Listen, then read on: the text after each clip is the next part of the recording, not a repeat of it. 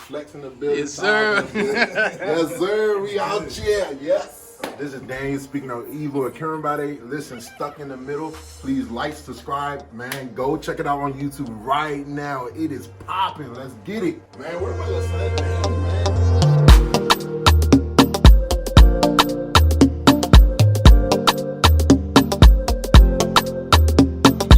The top of the year, we are back. This is Stuck in the Middle Podcast, a platform for entrepreneurs, innovators, creators of African descent. I am your host, Reflex. It's 2022. This is the first episode of the year. Appreciate y'all rocking with us, man. This is our 5th anniversary. February 5th this year, 2020, we're celebrating our 5th anniversary. More details to come, but we're having a party here in the Silver Spring area. If you want to be a part of it, get tickets in advance, hit the link in the description. Subscribe to our Patreon page, shop merch, and you get free tickets, free things, food, all that kind of good stuff when we do have the party. Thank y'all for checking us out, man, on a weekly basis. If you're watching on Spotify, hit the subscribe button. On YouTube, hit the bell notification so you get updates every time we drop something new. Thank y'all. Not gonna waste too much time. We're gonna dive into it.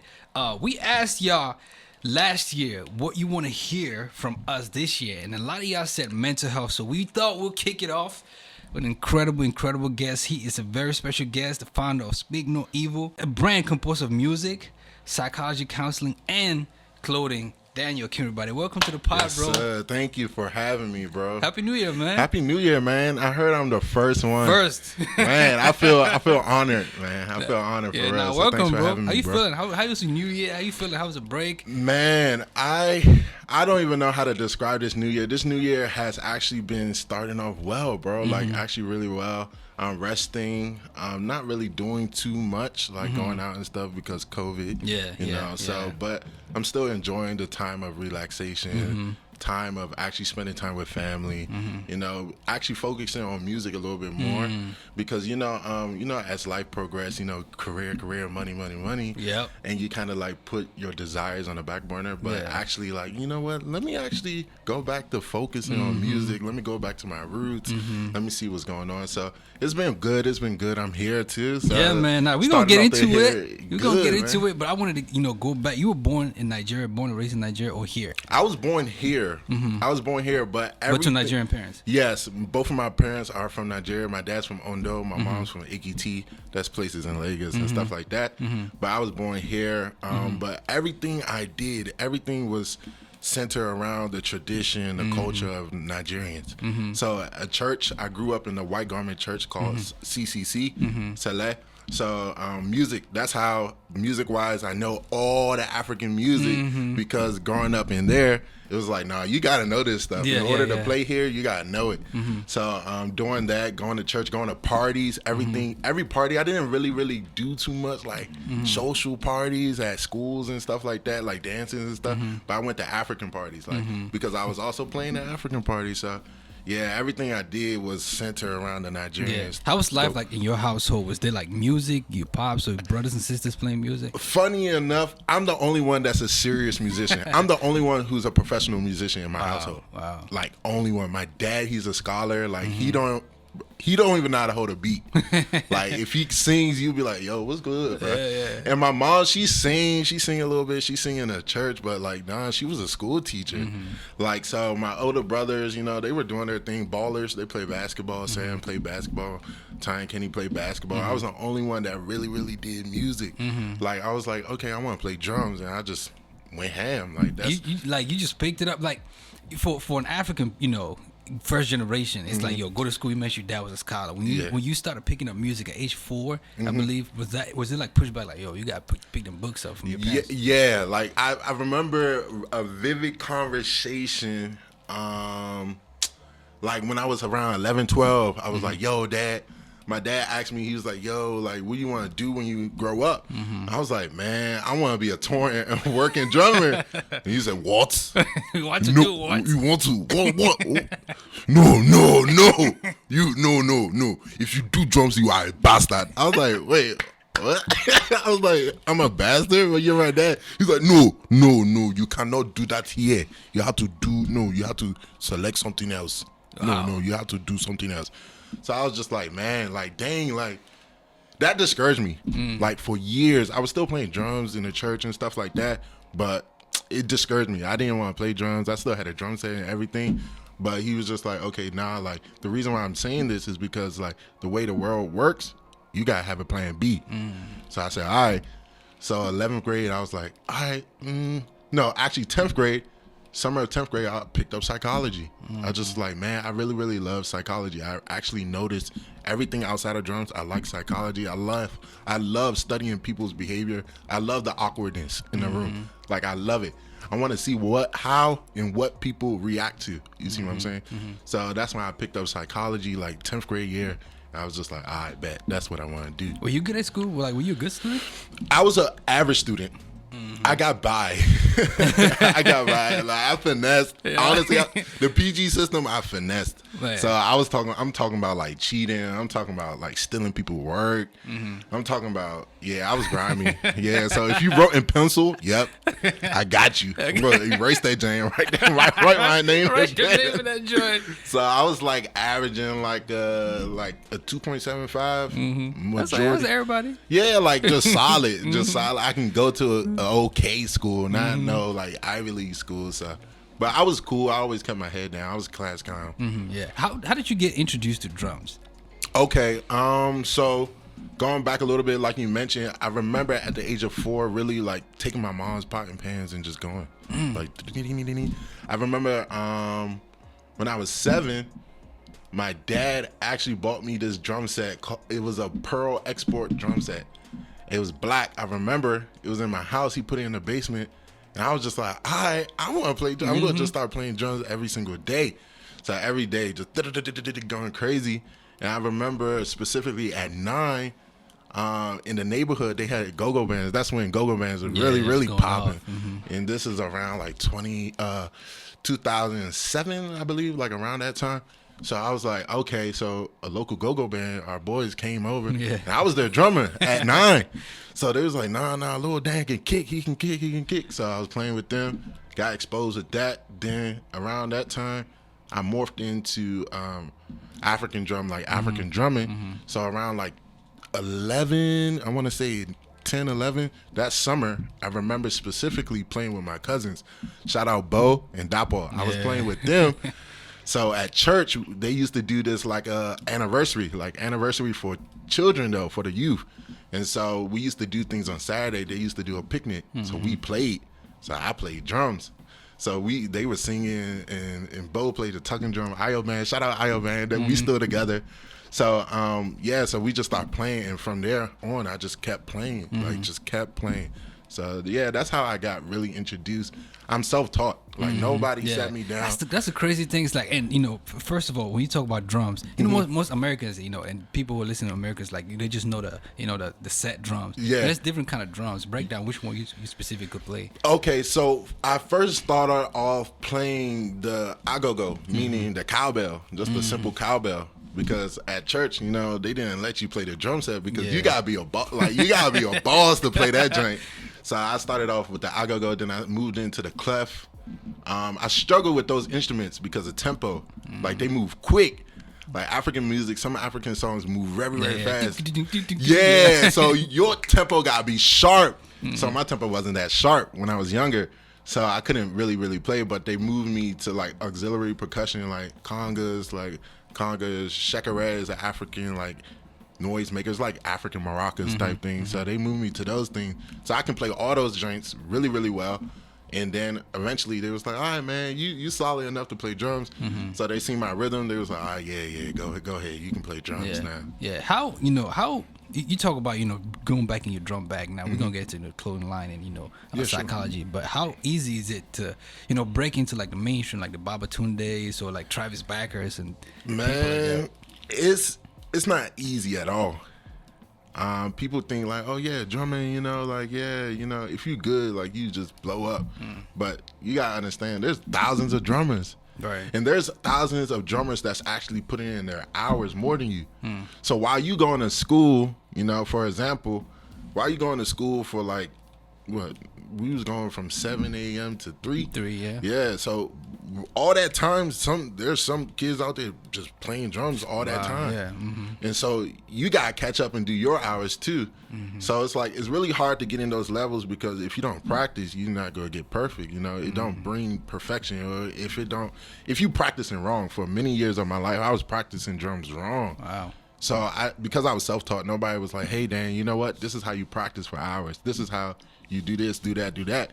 So it was hard for me to be like, "All right, I want to move to the next level." You know what I'm saying? I want to be on that Tony Royster, drummer for Jay-Z, drummer for Usher. I want to go into those realms. I'm still not there yet, but I understand, how they got there now. Because back then I didn't understand that. You feel me? You ever seen the movie Whiplash? Oh my God. Whiplash. I watched that thing like 4 times. It's a crazy movie, man. Usually people know like the lead singer or the guitarist, not the drummer in the band. Has that ever like play with your psyche? Like dang, like I wanna I'm gonna do a little extra. hey, honestly, yes. A lot of times, man. A lot of times, like going back to early days, like when we first started ayoband. I'm gonna keep saying we on Instagram, ayobandlive. When we first started, we were called harmony makers. Right. And so I was like, what? Harmony makers? That has nothing to do with me. You feel me? Yeah. And so when we used to go, like our uncles used to, like, we looked up to our uncles because they was doing music, like they was doing it big time. And so they used to be like, yeah, Dapo on most band. I'd be like, dang, I'm right here. You feel me? Right. I'm like, I'm right here. So sometimes I remember like specifically at one show, we went to one show.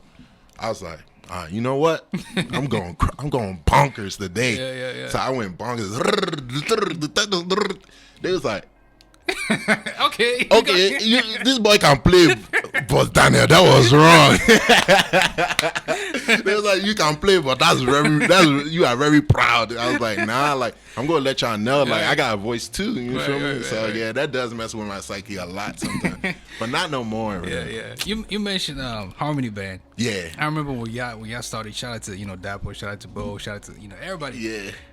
I was like, damn, like I want to be a part of them. Yeah. You know what I mean? And who is this still a thing? Who's a part of it now? Where y'all at today? Because anybody in DMV know. Yeah. We just went viral. Funny enough. Yeah, I saw. Oh, you see, bruh. Oh my gosh, I'm actually thinking about the times. Remember, we used to go to those churches. Right, yeah. It was one church. What was it? Graceland or something like that. We went, and like we still together even since those days. We just with every good brand, you gotta rebrand yourself. You feel me? So we kind of metamorphosed to ayobandlive now. So we still together, like the core, me, Bo, Dap. Of course, some of our cousins travel, like Mike and Israel. They in Texas. I remember them. Like one played guitar, one sung. Yeah, they traveled to Texas. A few of us, like we grew up, like start doing a live career, kind of took over. So Moses, he used to play bass. I don't even know where he is anymore. Like another guy, like, so we, over time we start adding more people. My boy Josh, he played keys, came from CAC. He didn't even grow up in Saleh, but knowing people, you'd be like, oh yeah, man, you cool. Come on, bro, get to this vision. Some people join us, and so yeah, like we still here, we still thriving. Yeah, we here. You mentioned life growth, which another thing that you add into your bag, Speak No Evil clothing brand. What is it about? What did it come from? The inspiration about Speak No Evil? All right, so Speak No Evil, right? So funny enough, it still ties into drums. I remember my 11th grade year going into my 12th grade year in jazz band. There's this Wayne Shorter piece we used to play called Speak No Evil. And I was like, dang, like that was my song to actually play. Like, I love that song. So anytime that song came, there was a few drummers there at the school. But when it came to that song specifically, my professor was like, nah, Dan, you gotta play that song. And so it was just like, that was, Speak No Evil was my song. So it was just like, that always clung to me. So I was like, plus I just love it. Speak No Evil, Speak No Evil, Speak No Evil. And so growing up, I got saved around the age of 15. I got born again. I was like, you know what? I'm going to devote my life to Christ. And back then, I was a blasphemer. I just talked. If you know me, I was cussing you out. Like instantly, I was cussing. And so I was just like reflecting on my life one day. I was just like, Speak No Evil came back because I started seeing all that stuff die away easily. Like, without me even trying to, it just died. Like, I didn't even cuss. I didn't want to cuss. My vocabulary expanded. Right. I was just like, man, like, there's so much evil things in the world. Why would I contribute it by the things I say? Right. So it became something. It was like, speak no evil. That's who I am. That's what I embody. So it was just like, yeah, that was birthed around like the age, like 17. So it was just like, it's till now I was like, dang, I actually know what this means. I know what this embodies. So I just started living it, and I picked it up. So, like, yeah, even with clothing and stuff like that, things just transpire with it, like ideas. You know, you're creative. You know, like, once you get one idea, it's like, oh, I can do it this way. I can do it this way. way. Yeah, you start flipping it. So that, I think that's how I work too. Like, that's my mindset. It's like there's thousands perspective on one topic. So it's like, let me find a way to be holistic, and you know what I mean. So it's like, okay, I love playing drums, sure. I love clothing, sure. So I love psychology, sure. So all these things embody speak no evil. Right, it's not just a brand of clothing, but it's like a lifestyle brand. Yeah. You feel me? What kind of clothing do you produce? You know, I produce like hoodies, like chill, just streetwear. Like, I'm a comfortable guy. I love comfortability. Like, I'm just like laid back. Like, you're not gonna catch me in no suit often. You feel me? You only gonna catch me in native clothes, like, for real. But even that's comfortable. So I produce like street clothing, like just comfortable wear. Where can people find it? On Instagram. If you go on Instagram, there's a link in my bio. The website is there at Speak No Evil. Speak No Evils with an S, because somebody stole Speak No Evils, so you know what I mean? So I got Speak No Evils with an S on If people go on Instagram, they're gonna see, you know, a quote there. And I wanted to ask you this for you personally. What does live with people and not for people mean to you? Okay, so live with people, not live for people. Right. So what that means, right, is, you know, a lot of people in society live based off of what other people say. Yeah. You know, and you're living for people because now you're trying to get approval. That's what we call approval or people pleasing. You know, you find cats like, you ever been in a group of people or of individuals, right? And someone tries to come and grasp in that conversation, and you be like, yo, we're not even talking. Yeah, like, what are you talking about? Who are you? Right, You're not even saying anything that's benefiting the conversation. All these different things, right? That's living for people, because it's like you're not willing to just be yourself. You're trying to engraft into a community that's probably not even your community. Right. You feel me? So you're trying to say things, you're trying to fit the lingo, you're trying to talk the slang, and it's just like, yo, this not your bag, bro. Yeah, just be yourself. Yeah, like, be yourself. But living for people, that's the aspect of living for people. But the aspect I'm trying to produce is like living with people, meaning that, you know what, it's okay for you to be completely you, and it's okay for me to be completely me. You know, I don't have to infringe on what you're being, and I don't have to infringe on what I'm being, just for the sake of dwelling together or just living together. But I can actually be comfortable in who we are, so we can thrive. Because there's certain aspects that you have, Flex, that I don't have. That's true. Yeah. You feel me? So it doesn't make sense to try to we call this codependency. In psychology, it's called codependency. It's no point of trying to depend on you as a person to sustain me as a person, because you know what's going to happen? It's going to fail. Somebody going to fail. It's either when you rely on me, I'm going to fail, and you be like, dang, now I'm lost, or I rely on you and you fail, God forbid, and I just be like, dang, I don't know where to go. You see what I mean? Right. And a lot of that, you know, would you say a lot of that happens on social media as well? People, you know what I'm saying, like trying to seek approval, you know, absolutely posting. Oh, absolutely. You see people post just because it's like, oh, I see my favorite celebrity post this. You know, oh, I want to go into, I'm not trying to say anything specific. I'm not trying to come for anybody, but okay, I see one sister lady, she trying to be a billionaire, and the way she going about it, let me try to do that too, so I can become a billionaire. Right. It's like, that's living for that person, because you're not that person. You feel me? You're not that person. You can't, there's only one you. And so you trying to live like the other person is proving the fact that you're living for that person, because you're trying to live their lifestyle. So you're not living yours, so you're living for them. You feel what I'm saying? So even with social media, people pleasing is a big thing. Right. Like, it's just like, man, people thrive on how many likes. Yeah. You will see cats, you know, post stuff on IG, and then you go to their page like 2 weeks later and you see that picture gone. Because they didn't get no love. Because they equate likes for love and like, oh, people support me based off of the likes I get, based off of the repost and post. And you know, it's like that's how we become like wired in this society. Like, okay, dang, like I need people to affirm me in order to live correctly. Right. Yeah. I think it was somebody who said you live for their approval, you die from their rejection. Yeah. For real. Yeah. Because it's real. It's real. Yeah. So you got your BS in psychology and then an MA, master's in counseling. Counseling. Are you licensed therapist or? I'm not licensed yet. I'm trying to get my license. There's still like seating hours that I have to do. What's that? Break it down. So pretty much seating hours is like practicum, meaning that I have to actually go through like training, like not. So you got to sit with actual clients and people to. Yeah. But I've sat with clients and stuff like that. I've counseled and I still counsel. However, in order to get your license under CPA or APA, American Psychological Association, APA, you know, they have certain accreditation that you have to go through. So you got to go through like 160 hours of sitting down of clients working with individuals, or you got to go through 120 hours sitting down under a mentor type person, you know, someone who is licensed, someone who has their LPC license in professional counseling. So they sit down, you kind of like, you watch them to see how they go about things and stuff like that. So in a nutshell, in a very condensed way, that's what I had to go through, those hours. I had to finish that 160, that 120. Yeah, shout out to Charles, you know, Sir Charles. He holds the Couch Talk here. He's a Bowie State alum. You graduated both degrees from Bowie State. Yes, sir. Yes, hey, Bowie. yeah, shaking his yes, sir. Yes, what's the culture like over there, man? What's it, the Bulldogs? Yeah, the Bulldogs. Yeah. Yes, sir. BSU. We are a family. Like, man, like, funny enough, yesterday I went to Ross. And one dude, he had the Bowie State mask. I was like, hey, bro, you got the Bowie State discount, bro? He was like, hey, bro, you go to Bowie State? I was like, yeah, I went to Bowie State. He was like, hey.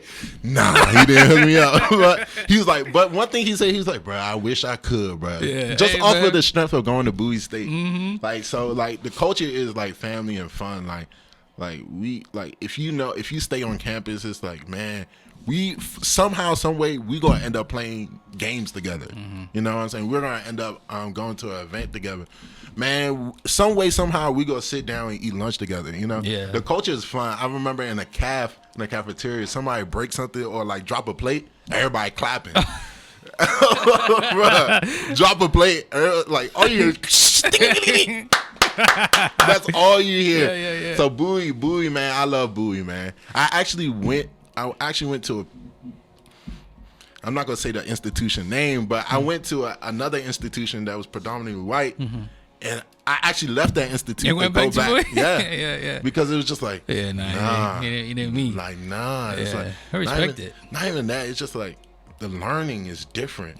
Like Bowie is like apt to teach. Like it's a teaching school, so they're gonna make sure you're competent. You feel me? That's dope. Why psychology? You know, I asked that because it's something, you know, we're passionate about on the platform Mentor. Is that something that you're also passionate about? Yeah. So why psychology? So I believe this. This is my belief, even based off of how I counsel. I believe in the CBT model, meaning theory. Actually, it's not just a model, but it's a theory. So the CBT is cognitive behavioral therapy, right? So the cognitive is a simple thing. It's like a triangle. If you Google it, it's a triangle. So at the top of the triangle is thoughts, and at the right side of the triangle is feelings, like the way someone feels, and the last thing is behavior. And what it's saying is everything in life, everything you see someone's actions by the way they think. You see what I'm saying? Or you know the way that someone feels based off of the way they think. So for example, right? If we're if we're talking, right? And you're making intense eyes at me, right? I'm like, yo, Flex is looking at me intensely. That's the thought. Flex is looking at me intensely.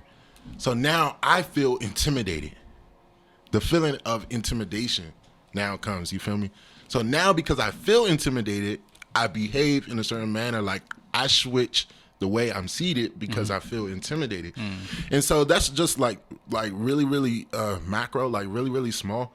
in a sense, but you can see even in society that's happening.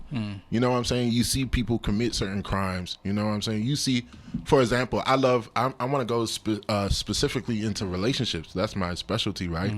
And so you see people get divorced because of thoughts. And people don't understand that. You say, what? How? No, somebody cheated. For example, somebody cheated. Why did they cheat?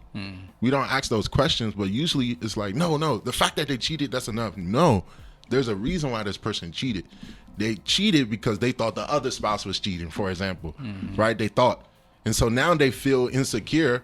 And now because I feel insecure, I need another woman to now come, or another man or woman now to boost my self-esteem. So therefore, I'm going to commit adultery or fornicate or something. Just an example, you feel me? So I think psychology explains the way we live. That's why psychology, the study of the mind, literally explains the way we live and why we live. Because, even in some aspects, philosophy as well. Like, I love philosophy as well. So some components within philosophy, but psychology, I believe, explains everything. There's literally a theory for everything we think about. All right. Yeah. Everything we want to do, there's a theory already worked for it. You feel me? So you want to specialize in relationships, kind of like counseling couples, or couples what and family. Looking to go into with it? So I want to get my DMFT, meaning Doctorate in Marriage and Family Therapy. The reason why I want to go to that specific route is simply because I understand that families are the ecosystems that govern society. Facts. So it's like, if you catch a person in their family, honestly, you can tell a person who they are based off of their family structure. So what I mean is this, like, oftentimes, for example, I'm going to go back to murderers and drug dealers and things of that nature, right? If they lack a support system, you go see them in the street looking for a support system. You feel me? So it's like, oftentimes, if you listen and talk to like drug dealers, I had the privilege to, I don't know why, I don't know how, but talking to some drug dealers, they're like, yo, I didn't have nobody to buy me sneaks. You feel me? I didn't have nobody to buy me Jordan. So therefore, I had to go to the street and get it. You see what I'm saying? Oh, I didn't, for example, I didn't have no father figure. You feel me? So this dude, OG, came to me and he offered a way for me to make money. So OG becomes my dad. You see what I'm saying? So I understand that the essence or the importance of family actually governs our society. You can tell a person by their family structure. You know what I'm saying? I can see it someone and be like, they probably didn't have the best father figure or mother figure. And you kind of see their behavior being shaped based off of those insufficiencies. You know what I mean? You think we're shaping up in a better place in society, specifically speaking as Africans? So we're seeking after those therapies, seeking after people like you who, want to sit down and speak with us and offer some different perspectives that we can think about? That's a hard question. The reason why it's hard is because I think we're morphing into it now. At first, like, okay, for example, like 5 years ago, oh my gosh, you were demonized for being in therapy or counseling. Even some, like, I think it's also based off of generations too. I also think about generations because, like, the generation before us, they not going to no therapy. If you talk to your mom or dad and be like, hey mom, I think you should go to counseling or therapy. What? Forgot do what? Pay money to see. Pay money to tell somebody for somebody to tell me that I'm crazy. You are crazy. So like, man, like that man, flat out is an insult. But like our generation we're more competent about what that means, what therapy means, and the benefits of therapy. You know what I'm saying? So it's like, I understand that we as a people in our generation are moving forward in it. I think there's some, like, we're still unlearning certain behaviors because we got to unlearn that stuff. Those social learnings that we had from our parents about therapy, the misconceptions of psychology, all these different things, we're unlearning it now based off of our celebrities that we have. Those people that's outspoken and saying, yo, like, you know what? Like, therapy is cool. People see Jesus in therapy or something like that. So it's like, it's becoming a thing. And people are like now saying, you know what? I can accept this even from the African, like, aspect of things. Yeah, I remember, my wife and I, we went marriage retreat, and we had a great time. I was telling my auntie and them, it's like, yo, y'all should find a marriage retreat. It was like, well, you gotta talk to your mother. What you going to retreat? Basically, like if I got an issue, or not even an issue, because retreat is sometimes you just need to get away. I'm gonna just go talk to a family member. Fact. Yeah, but it's something that we need. Yeah, nah, that's the thing though. We mistake therapy for advice. Like, advice is not therapy. Like, counseling is not just giving advice. There's a difference between a counselor and an advisor. And we kind of go to our friends, we go to our family to give us advice. And we're like, oh yeah, I got counseling. Nah, Slim. Like, you're just going to end up in the same place that they are. You know what I'm saying? Like, whatever struggles they have, usually you're going to go with those struggles because you weren't equipped with the proper tools, with different perspectives of how to go about situations or mindsets. There's a lot, like, there's a whole can of worms, like with the mind. Like, there's things that's in our normal, like, living that we think is norm, but it's not. Like, for example, jumping to conclusions. Like, jumping to conclusions, like, you would think, oh yeah, like, that's normal. Yeah. Like, oh, somebody says, that person got shot. They got shot because the person was a drug dealer. Like, saying that, it's normal. We would be like, yeah, it's cool. But it's like, nah, that's a cognitive distortion. Like, you're not able to see the big picture because you're only looking at it from one framework of mind. You see what I'm saying? So it's quite interesting, bro. Yeah. When you said, I was thinking AB. I'm trying to figure AB out, but I wanted to ask you, from the clothing to psychology school and your drumming career. When has been a time where you were like, man, I can't figure this out, whether it's setting up the brand or like just trying to break through in music or just going through school? Is there been a struggle, and how were you able to overcome it? Yeah, I think even recently, like this past, like, last year, the end of last year, I kind of got to this roadblock. Because I got to this roadblock because it's just like, at first it was just like, man, I want to focus on this thing. Like, at certain times I'd be like, okay, you know what? I'm not strong in the clothing aspect of speaking no evil, right?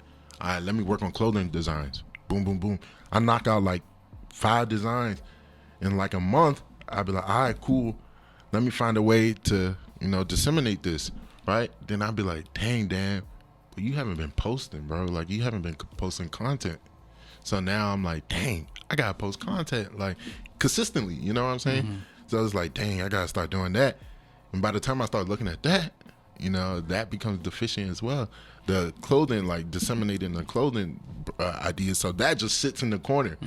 And so one thing I kind of had to do is step back and cultivate a plan and say, you know what? I have these areas that I want to disseminate. I want people to know and be influenced by these things. So the way I overcame is that by planning and saying, you know what? All right, this week I'm going to focus on this. This week I'm going to focus on this. This week I'm going to focus on this. For example, this week I'm going to focus on clothing design. This week I'm going to focus on music, making sure our band got content and stuff like that. Let me go record. You feel me? Then, let me work on psych stuff. All right, let me make sure people can have this informed consent. You know what I'm saying? Let me rewrite my informed consent, for people to say, okay, you know what? I'm comfortable in allowing Daniel to counsel me. You feel me? So it's like things like that is what allowed me to overcome by planning and saying, okay, there's no rush. Man, like, there's no rush. Like, society and social media would have you thinking that, yo, I gotta do this fast. I gotta get this done. But it's just like, where are you going? Dang.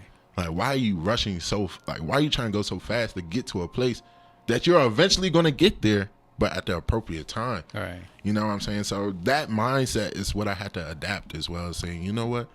There's no rush, man. Like, man, just do it and do it well. And you'll see the benefits of doing it well. The benefits of doing it. What's next for you? What's next for me? I know you're playing tonight. Yeah, I'm playing tonight. I'm going 6:30. I'm playing tonight, man. I don't even know where I'm going. I gotta look at that.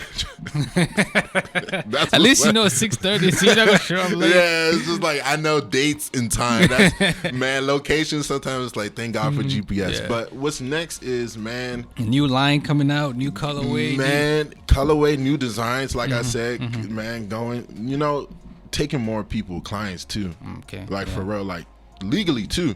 You know what I'm saying? Even though I'm not licensed, I'm still competent and I'm still able to teach in counsel, not just teach, but counsel. You know what I'm saying? So I have an informed consent. I have, client reformations, all these different things where I can still do it because I'm an intern. You know what I'm saying? I'm still getting my hours, and I work with clients. So it's like, instead of working for somebody, let me work for myself. Right, yeah. Let me get my own hours. You see what I'm saying? So people can now say, you know what? I like Dan. I like what he's doing. I want to take a shot with him. And so now people can come. People can say, you know what? I want to set up a consultation with Dan. You can email me at speaknoevils, right, at gmail.com. But yeah, so that's what's next. Really taking more people in that aspect of counseling. Drumming, man. What's the biggest act you played with? You drum with? The biggest act? The biggest act I ever played with? Whew. The biggest act I ever played with. That's a hard question. You making me now. I'm like, dang, but that person's big in my eyes. Like it was all right. Let me. Who's the biggest you want to play with? The biggest I want to play with? Yeah. Oh man, I don't know. Donnie McClurkin probably. Man. Yo, Donnie McClurkin is the godfather of gospel, in my opinion. So it's like, man, if I can play with, I heard stories about that man, like how meticulous he is. So I wouldn't want to play with Donnie. But the biggest stage, I can plead the fifth by saying the biggest stage I played on was DAR Constitution Hall. It was what's that? It was in DC. Oh, okay. Right by the White House, isn't it, on Northwest? Oh, okay. That thing was on live TV. Oh, so damn. I was like, yeah, I made it. I was like, yeah, I made it. What's the top skill? Like real quick, what's the top skill a drummer has to be like prolific in this game? Top skill, being clean. Being clean, meaning what I mean by being clean is like, man, when you're playing a beat or a groove, like you gotta make it understandable to people. You know what I'm saying? So it's like, it's one thing to be like, but it's another thing to be like, so people be like, oh, okay, I feel that, you know what I'm saying? So that's the being clean. That's how people start dancing for real. Nice. Hey, this is Daniel Akinribade in the building. Yes, sir. Psychology, clothing, music. Speak No Evil is the brand. Where can people find you? How can people get in contact with you? Yes, you can find me on Facebook. I'm still on Facebook, Daniel Akinribade, Akinribade. You can find me on Instagram, like I said, Speak No Evils with an S, at Speak No Evils with an S. You can find me. I don't got MySpace no more. You can. I don't got Bebo, so a Black Planet. So yeah, I'm that old right now. But you can also find me. You can email me. You can email me at Speak No Evil. Speaks No Evils, like Speak SPEAKS. No Evils with an S at gmail.com. And yeah, you can email me. You can hit me up on Instagram. I'm always on Instagram, watching people and seeing what's good. Yes, sir. Yeah, I'm everywhere. Hey, man, listen, appreciate you coming through, bro. Hey, thanks for having me, brother. Yeah, man. Listen, if you enjoyed what you heard, what you watched, leave a review, a form of a comment, hit that thumbs up. If you're watching, we appreciate that. If you're listening, do a screenshot, send it to your ex, send it to your aunties in the WhatsApp group chats. Let them know we out here and we popping. Support us, man. We have a Patreon, patreon.com/SitM Podcast. Be a Patreon. Like I said, it's a 5th year, man. We have something planned. Details coming out soon. Thank y'all so much for checking this out. I am your host, Reflex. So Charles in the building. Shout out to Ma for making this happen.